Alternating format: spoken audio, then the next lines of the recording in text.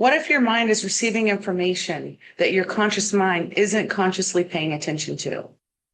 Think about a dog whistle. A dog can hear a sound that you may not be able to hear. The sound is still there. It's still being produced. It's still interacting with the environment, but your conscious experience of it is completely different from the dog's. And that raises a fascinating question. What happens when we apply that concept to the human mind? What are we hearing? What are we seeing? What are we absorbing? What are we associating with? And what might be influencing us without becoming the primary focus of our conscious awareness?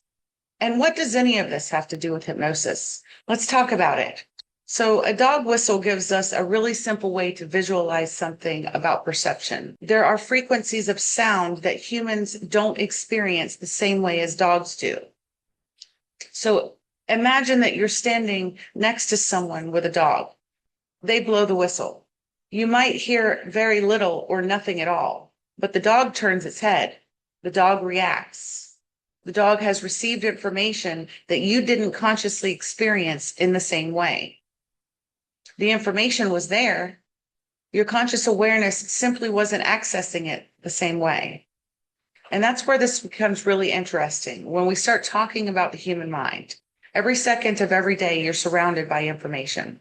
Sounds, images, words, music, television, movies, conversations, advertising, facial expressions, body language, emotional energy, memories, associations. You cannot consciously focus on all of it. Your conscious attention has limits. So your brain is constantly sorting, filtering, recognizing, associating, and prioritizing information.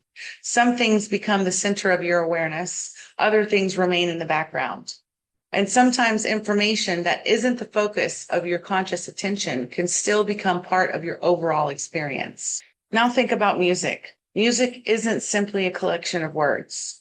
There's rhythm, there's melody, there's repetition, there's tone, there's emotion, there's frequency, there's imagery associated with it, there's memory, there's association. Think about how quickly a song can transport you somewhere. You can hear 3 seconds of a song and suddenly you're 15 years younger. You remember a person, a place, how you felt. That's association. And your mind is incredibly powerful at creating associations. Now take music and combine it with television and movies. You're not just hearing something, you're seeing something, you're hearing dialogue, you're experiencing music, you're watching facial expressions, you're following a storyline, you're emotionally identifying with characters, you're anticipating what happens next, you're experiencing fear, excitement, desire, love, loss, triumph, all within an environment that's intentionally designed to capture your attention and create an emotional experience. And this is where popular culture has raised some fascinating questions about subliminal messaging, hidden imagery, embedded sounds, frequencies, reversed messages, and information placed outside the primary focus of conscious attention. Whether you believe every claim you've heard or whether you're skeptical of some of them, the underlying question is fascinating. Can something influence your experience without becoming the thing you're consciously focused on? We've all heard stories about frequencies being embedded in music.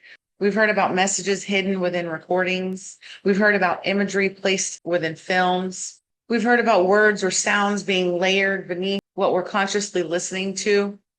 We've heard people talk about subliminal programming. And for decades, popular culture has fascinated itself with the possibility that there may be more happening beneath the surface than we realize. Whether we're talking about music, advertising, film, television, or other forms of media, it brings us back to one fundamental question. What does your mind do with information that isn't occupying the center of your conscious attention? But here's where it becomes personal, because you don't need a hidden message in a movie to have unconscious patterns. You've already got them. So do I.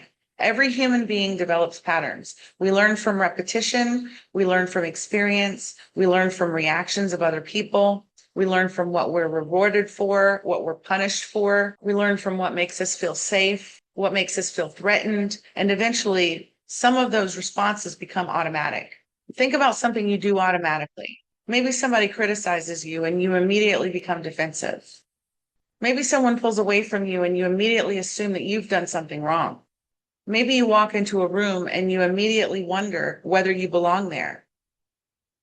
Maybe you automatically apologize. Maybe you automatically people please. Maybe you shut down, overthink, sabotage opportunities. Maybe you reach for something you consciously told yourself you weren't going to do. And afterward you think, why did I do that? That's the part I want you to pay attention to, because you can be completely conscious of the behavior and still have difficulty changing the automatic response. Awareness and automatic change are different. Being consciously aware of something and changing an automatic pattern are two very different things. You can know I shouldn't react like this and still react.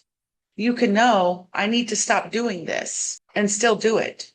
You can know I'm worthy and still behave as though you have to prove your worth. You can know I'm safe and still respond as though you're in danger. You can consciously want one thing while another part of your mind continues following an established pattern. That's the fascinating part. So what's underneath the pattern? This is where I want you to start looking deeper. Instead of only asking, how do I stop doing this? Ask, what's underneath this? What is this response connected to? What did you learn? What did you experience? What did you decide about yourself? What meaning did you give to what happened? What belief developed from it? And what purpose did that belief originally serve? Because sometimes what looks like self-sabotage on the surface may have originally been protection. And what looks like people-pleasing may have once been a strategy for maintaining connection. What looks like avoidance may have once helped you manage fear. What looks like perfectionism may have developed from learning that mistakes weren't safe.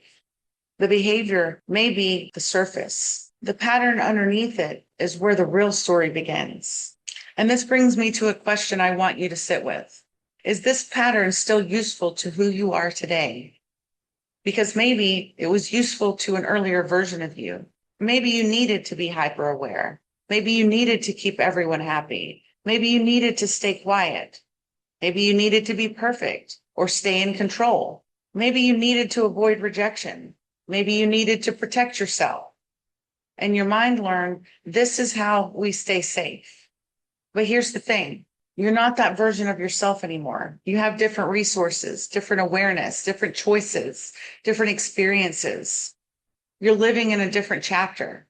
And sometimes the question isn't, how do I get rid of this part of myself? It's, does this part of me still need to operate this way? This is one of the reasons I'm so interested in hypnosis, because hypnosis gives us an opportunity to intentionally shift our attention, to become deeply focused, to access our internal experience in a different way, to explore memories, associations, beliefs, emotions, imagery, and patterns. And rather than simply saying, I know I should change, we can begin exploring what's actually driving the response. What have I learned? What am I still carrying? What do I believe about myself? What do I want to believe instead?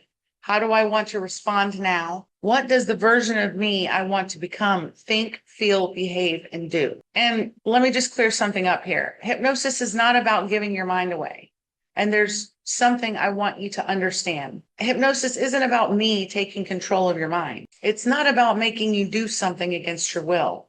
It's not about replacing your identity with mine. It's about working with your mind intentionally. We identify the pattern, we explore what's underneath it, we examine what you've learned, we determine whether that learning still serves you, and then we work toward the experience you actually want. So you're not becoming someone else. You're giving yourself an opportunity to become more intentional about who you're becoming. And that's the entire idea behind Reboot with Reygan. I'm not interested in telling you that your mind is broken. I'm interested in helping you understand it.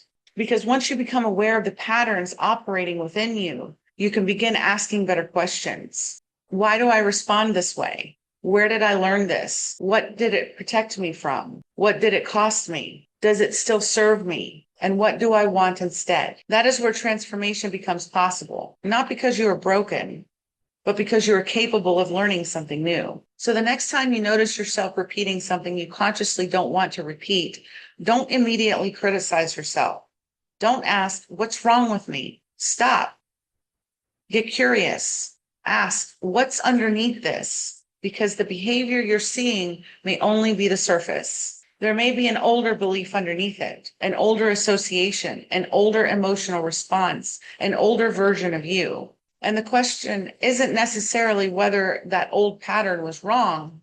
The question is whether it still belongs in the life you're creating now. That's what we're exploring here on Reboot with Reygan. The mental aspects, the patterns underneath the patterns, the conscious mind, the subconscious, and the possibility of intentionally creating something different. I'm Reygan, and I'll see you in the next one. Please be sure to like, share, comment, and subscribe if you haven't already. Thank you for joining me. Namaste, namasko.